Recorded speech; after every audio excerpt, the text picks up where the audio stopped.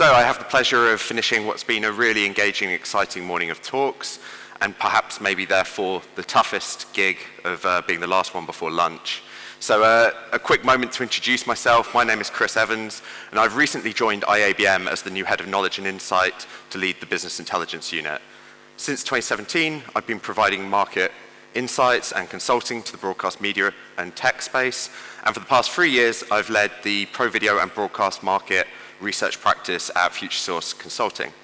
Prior to my career as an analyst, I've also had a broad variety of experience as an end user of the technology, creating media content in a range of different contexts. So the format again here is relatively similar to the last one. I'll be presenting an overview of some of our research we've been doing in the business intelligence unit, 15 minutes on that, and then I'll be inviting Bjarne on stage with me to have a discussion to dig deeper into some of the themes that we've presented.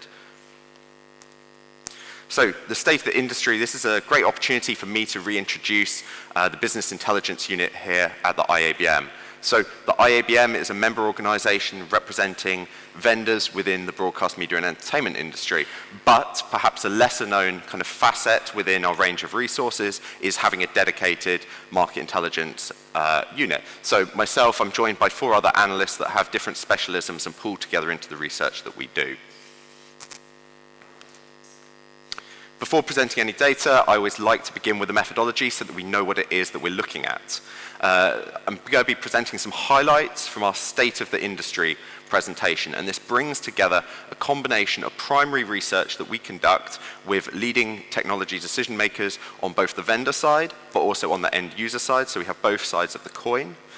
Also then, additional desk research and third-party sources as well are brought in really to kind of give us a true holistic view of the state of the industry. So I've got a number of other sources as well as we delve into the presentation. So if you're familiar with the State of MediaTech and have participated in the past, thank you very much, because this is critical to what we do, and I've seen from the responses in the latest wave pre-IBC, very high quality there. But also, if you're new to IABM and you're new to what we do here, please add me on LinkedIn, drop me a message, and I can help connect you with whatever aspect that might be most useful to you. So to begin with, the data that's really kind of a staple of the IABM State of the Industry report is the net business outlook. So this looks at, from 2024, from both our pre-NAB and our pre-IBC waves of research, the outlook in terms of business confidence, proportion of respondents that are looking at a positive outlook for business environment versus those with a negative outlook. And in the wake of macroeconomic headwinds and sector-specific challenges like the Hollywood strikes, business confidence, as we can see here, continues to be quite volatile. Now, overall in 2024, the net business outlook has fallen by 7% points compared to 2023. But I really see these results, as a reality check. I don't think these should really come as a surprise to anyone. And the positive takeaway from the latest round of surveys is that the pre-IBC research has led to an uplift in that overall net 2024 number versus the first half of the year at NAB.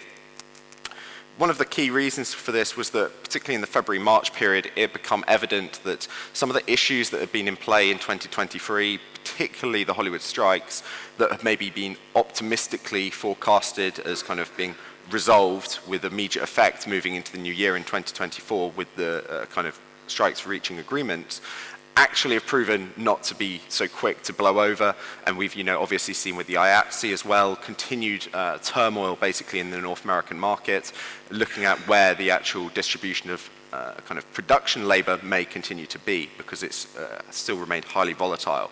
So during that kind of early first half of the year, there was perhaps more dampened kind of sense of confidence, but we've then seen that improve in the second half.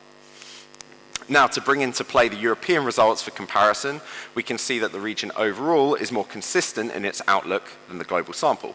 However, I would caveat this in observing that sentiment has been more subdued. So there was less of a year-on-year decline in the net outlook of business confidence in MediaTech, but this is also relative to a lower starting point. So perhaps we can credit ourselves here as being a bit more pragmatic in Europe, But I'll also highlight that the European market has been more acutely affected for a number of years by some of the macroeconomic headwinds, particularly with the, emerging from the COVID pandemic, particularly due to the proximity to the Russia-Ukraine war. So moving more specifically into the business landscape and what's really the central issue for both media tech organizations on the vendor side, but also the end users creating and distributing content. One of the central issues in play for the industry is monetization. And it was great to have Tim earlier actually kind of making the case for how we can adapt the service offering to really focus in on how we monetize content and serve better, more personalized adverts. Now, content owners and service providers are still navigating business transformation as they streamline existing services with perhaps legacy infrastructure, whilst pivoting and simultaneously developing new sources of income. So for instance, using OTT content delivery, whether that be SVOD, FAST, or another means like programmatic advertising, these are all kind of central concerns, both on the kind of the technology provision, but then also on the delivery. Many have looked to the growth of streaming platforms and SVOD as kind of a magic bullet, that would be able to solve all of these problems. However, many have, pointed out that spectacular growth of these services would have to reach a peak. And as you can see on these numbers behind me from the worldwide Disney Plus subscribers, we saw that happen in 2023. And, this was inevitable, but despite that, we saw a real crisis of confidence in 2023 because of this. Now, what has been really good to see in 2024 is the provisions and the changes that have been made by these organizations to adapt. So a quick little refresh on some of those. Crackdowns on password sharings, the introduction of ad tiers, and then also increases in price. Now, none of these are necessarily well received by users, but what we've seen with the 2024 quarterly results is actually they haven't led to a max exodus on a worldwide basis from some of these leading streaming players. Now, as the slowdown in SVOD, subscription video on demand, comes into play, there's also been an increased emphasis on developing the launch of fast channels.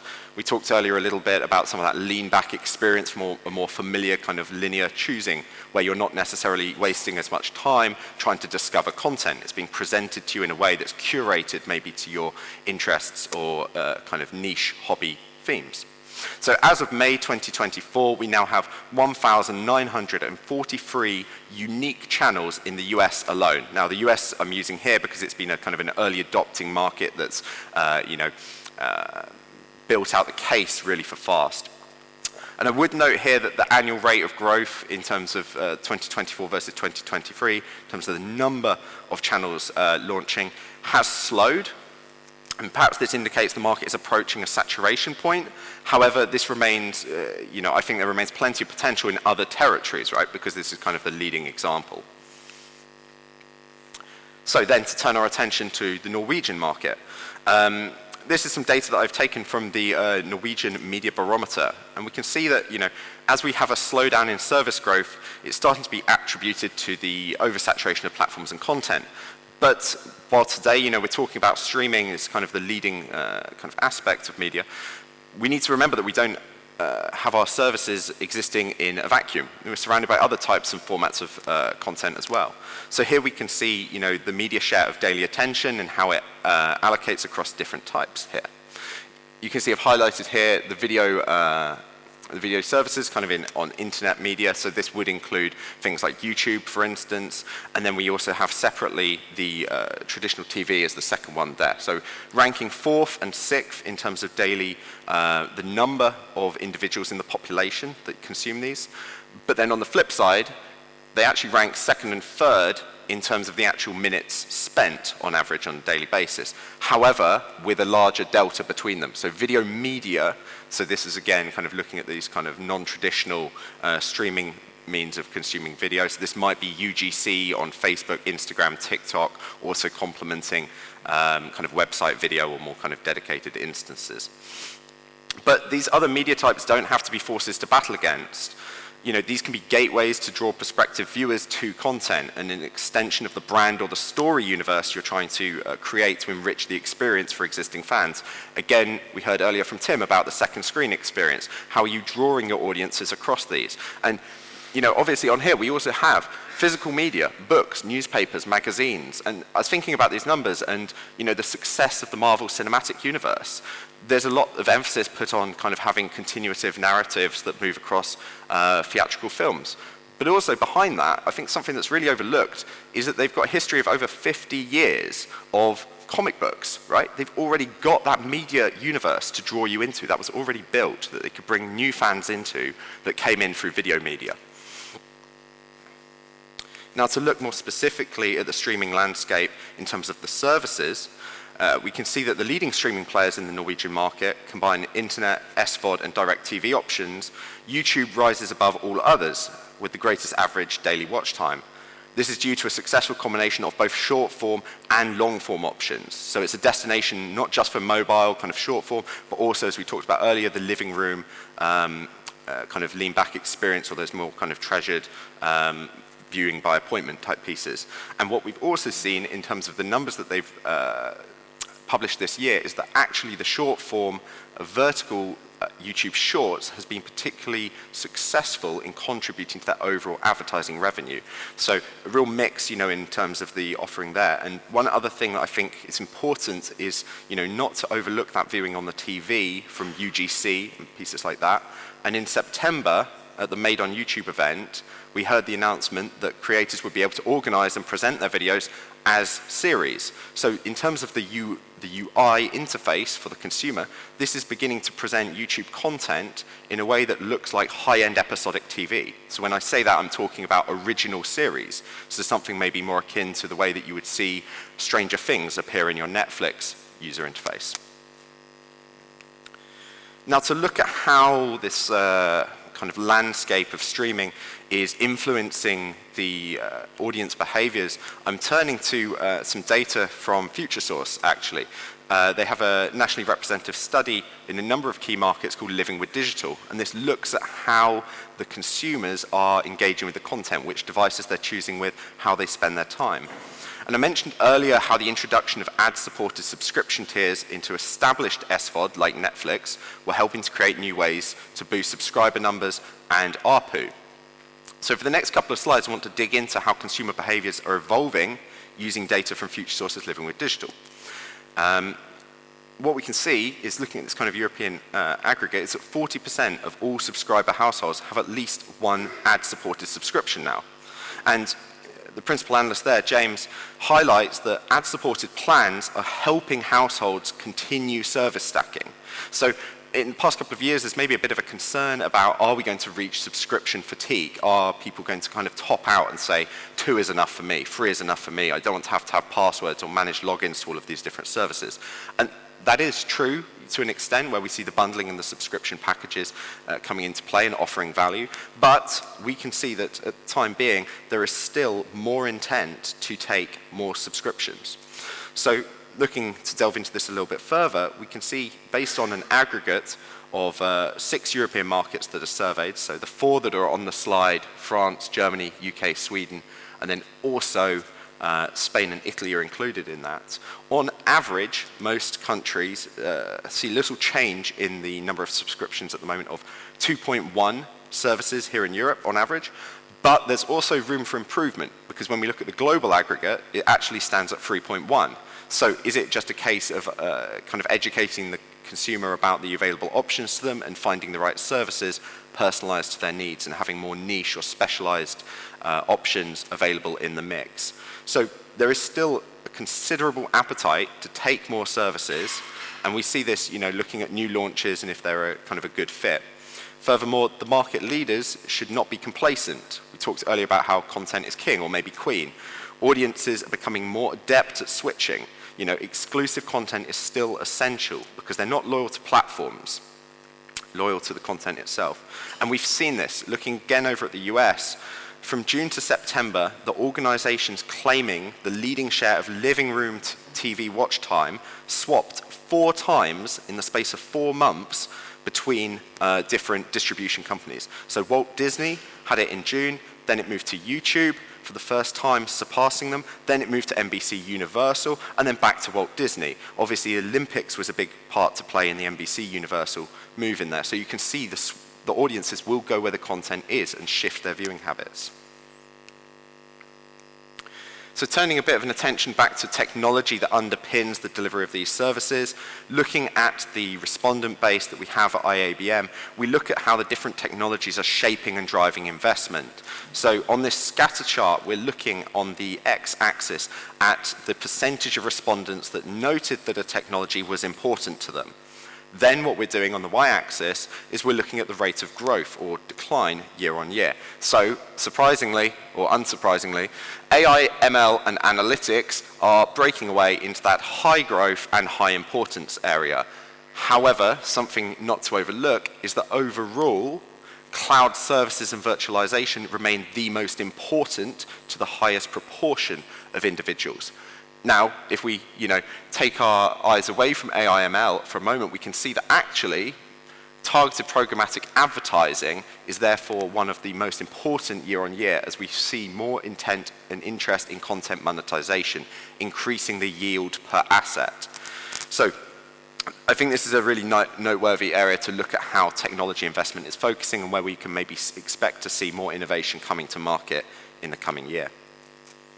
Now, looking behind that, the motivations to invest in technologies, the actual drivers, you can see actually, again here, we're looking at a year-on-year comparison. So the options at the top are those that have seen a positive increase in their results in 2024 versus their 2023, while all of those in red at the bottom are ones that have seen a decrease year-on-year. So media businesses need to establish new models for revenue generation as traditional linear services and advertising revenues now contribute less to overall revenue.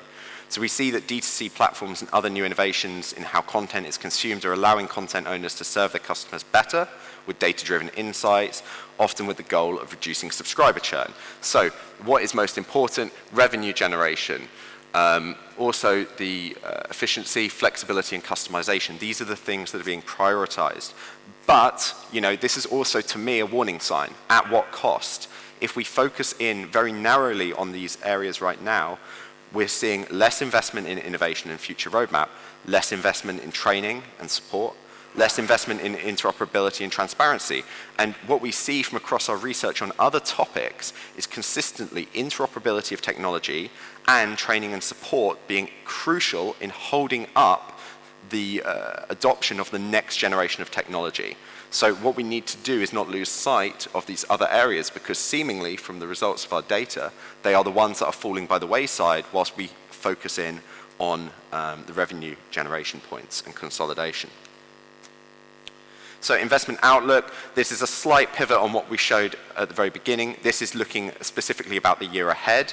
So 2023 results you see very high, but that's because respondents are thinking in 2023 about the future outlook. And at that point in time, as I mentioned earlier, it looked as if the resolution of the strikes in the US particularly would then lead to a rebound in kind of content commissioning and production that would be beneficial to the industry as a whole on a global basis in 2024. As I mentioned, the reality that's come with that in 2024 is that actually many of those issues have been persistent and have not been able to be waived as quickly. So we do see a decrease in 2024 in terms of the outlook. So the reality of the sustained sector-specific and macroeconomic pressures mean that organizations have to focus on resilience and efficiency. So to summarize, the three common threads that we see throughout the State of the Industry report right now are prioritization of profitability, consolidation of service and product, and then also driving efficiency at a business level. So business transformation is kind of a really key area that we see right now because at the same time we're looking to launch new areas whilst also maintain or even close down legacy ones. So without further ado, I'd love to invite Bjarne Myklebust on stage to join me for a chat to delve into more of these themes.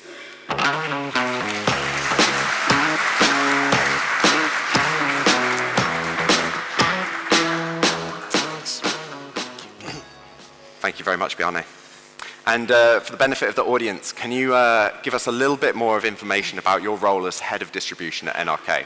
Yes, I can. I'm Bjarne Myklebust. I'm head of distribution in the Norwegian Broadcasting Corporation, NRK as we call it in Norway. It's a public broadcaster like the BBC in UK, CBC in Canada and so on.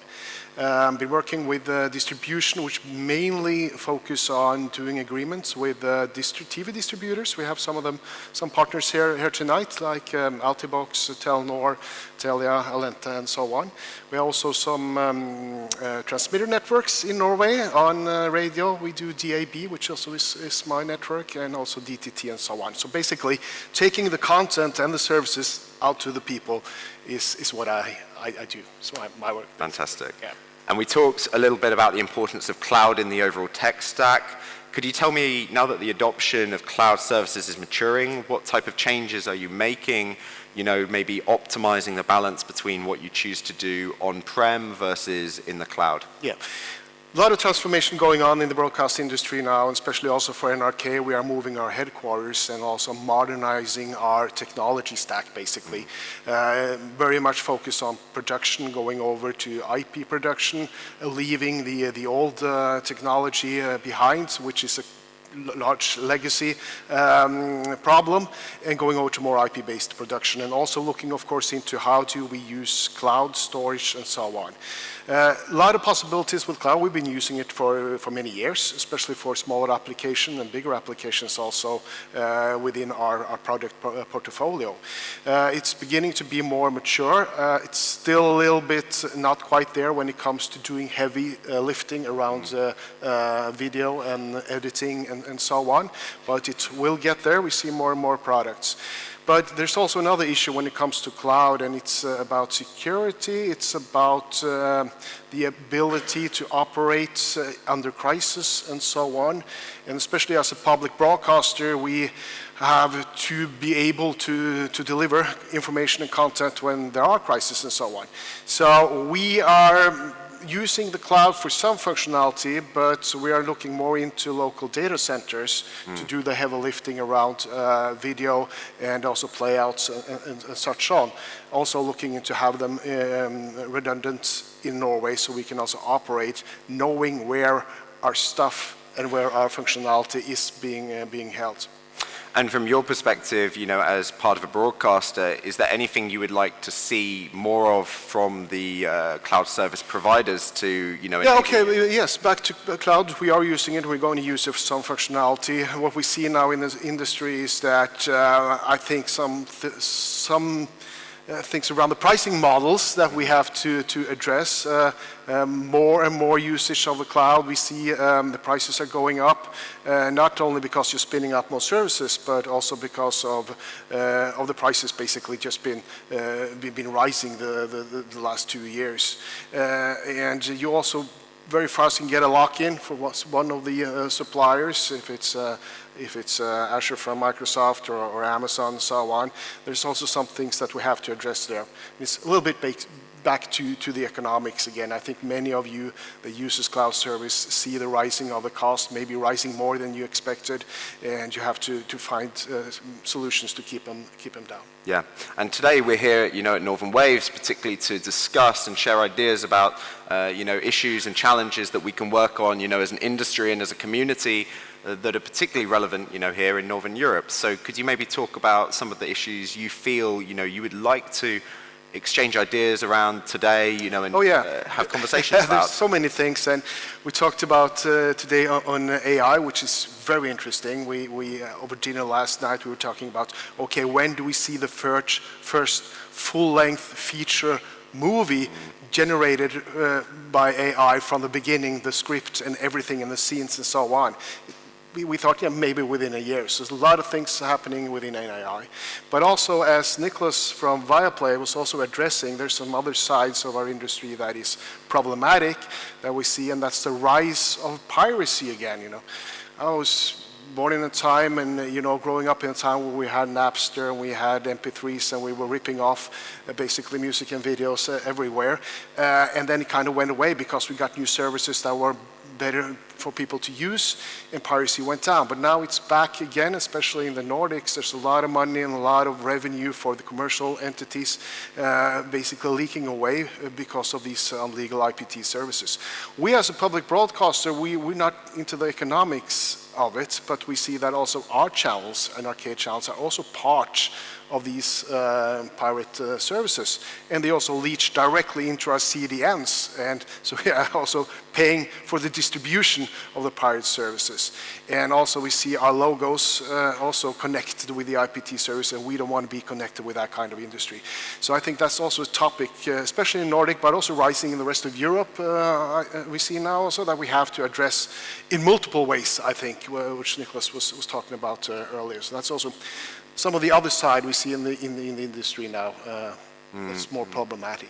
And maybe thinking about our community of vendors at the IABM, are there any particular aspects of fighting that security or privacy issues that you see that particular technology vendors could make your life easier with, you know? Yeah, absolutely. I see more and more vendors now are getting into this problem. We were at the IBC joining a customer advisory board at Akamai, which we also address this piracy issues. They are a CDN and they also do security stuff, and I don't think they were kind of that into that this was a big problem in Europe, but they're looking into trying to find solution and supply with more technology. Standardization initiatives are also very important around this to try to take down the piracy. Security in itself is a big focus in our industry, as every other industry now, and I also see that vendors are more and more turning into deploying and also being able to help companies on that side, and that's important.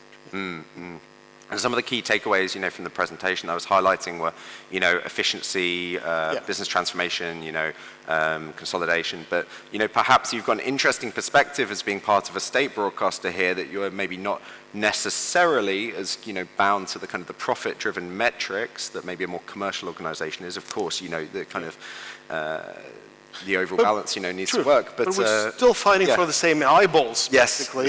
It's important for a public broadcaster to be not a market leader, but to have people watching and using them, to be relevant, basically, for what they are doing and what they're meant to be doing. So we're basically fighting in the same market, even though we're not fighting basically for the money, but we're fighting for the attention. So we're using much of the same technology that the commercial do. Some of the same thought processes also. Like fast channels are very interesting. They're not quite very popular in Norway and Nordics yet. It's basically just kind of a rethinking the old linear channels, but making them more targeted to the audience. We don't sell advertising, but we still want to use the same targeting technology to get our content to the end user in a more targeted way than the normal linear channel is. Yeah, and one side of this journey, you know, as I showed kind of earlier on in the data, is this focus on growth, creating new services. But I think something, you know, that you mentioned to me that is maybe often overlooked is actually discontinuing or winding down revenue stream that's maybe had less focus. So, not necessarily revenue streams, but old services. So we are living in a world where technology goes so fast. AI, for instance, you know, we're not able to adopt the technology as fast as it gets developed, which is just an example on that. But also technology moving so fast and getting a little bit obsolete after 5, 6, 7, 8, 9 years. So we have older smart TV apps, which we have basically had to discontinue because the technology within the devices are not up to date to deliver, you know, the product that we have to and want to deliver. So we have to discontinue some of them, the older ones. Basically a legacy problem there also. We get a little pushback on that, and I can understand that, but it's very costly to have the old legacy applications and systems going when you want to focus, and you have to focus on what's happening now and in the future. Yep. So that's that's a legacy problem. That's something that people also have to get a little bit more used to, that they probably will find that some of the services will be discontinued on older models and older technology. I wish it wasn't that. Netflix can of course do it for some longer, but they got like $500 billion in tech budgets. We don't have that, so we have to prioritize a little bit harder, which also means that we have to discontinue something to do something new. Yeah, yeah, and certainly, in the short term, as the kind of the data evidence is that there is a keen focus right now on that optimization and revenue generation, and at potentially the cost of some other areas. So, in terms of your view right now, are there any other areas of consideration that you see that are really important for broadcasters and the media tech industry as a whole to think about and not lose sight of? Yeah, well, you can't lose sight of the customers, and you can't lose sight of where people and where people do their media consume, basically. Yeah. You have to follow them all the way. And being on the streaming media platforms, very important. NRK was one of the first in the Nordics, together with SVT and so on, that saw that this is going to be an important platforms. So you have to keep the people and the customers in sight and be where they are. But then you have to be able to discontinue some of the older products to be able to focus on that. And that's the hard part, basically, in all. So, yeah. Fantastic. Eric, do we have time for any questions from the audience? Yeah, time for one or two questions. Oh, hello. Yeah. We have one online here. Do you guys think fast channels have a future in Europe where we have so much great free TV? That's a good question. We haven't seen, at least in Norway and in the Nordics, the rise of fast channels right now, but maybe in the future we'll see some more of them. It's kind of rethinking, like I said, targeted linear channels that we already have, but they can be more targeted and they can be more advanced. I think Rakuten, for instance, which is a good example, it pops up on every smart TV also in Norway. But as far as I heard, the most Googled word around Rakuten here in Norway was how to remove Rakuten from your smart TV. There's nothing wrong with Rakuten. It's a great service, but it's still in the Norwegian market. We don't see a take-up of that. But I think every traditional broadcaster should look at fast as the new way of redefining their old linear channels. Using the technology which is able to target the content more directly to the end user is kind of the new way of thinking linear TV. So the technology and fast should be applied maybe more than it does within the more traditional television space, because the idea behind it is very good. And you utilize new technology to reach the audience in a better way. So I think we will see more of it, but we don't see it today. Just to weigh in a little on that as well, from my perspective, is ultimately it's case by case, looking at the content that you own and that you have and thinking about your audience. Your audience isn't going to come and watch the channel because you say, we've got a brand new fast channel. We love acronyms here, but it's more a case of, are you providing content in that way? Is there a gap in your service offering where fast makes sense? Because launching a fast channel has so far largely been seen to be less of a kind of a cost investment than a traditional linear infrastructure. So it gives you the ability to deliver more linear content in perhaps an area with more margin, right? Yeah, absolutely. And larger broadcasters, the more traditional one, has a lot of content. So it's basically a very a big opportunity for NRK and others to actually utilize that content, make it more personal, and make it in a linear channel, which we are traditional also offering. So a lot of possibilities, but still not quite seeing it yet. But we'll probably see more of it. Thank you very much. And unfortunately, we don't have time for more questions because we do have one more very brief but very important speaker before lunch. So thanks again, Chris and Bjarne. Thank you.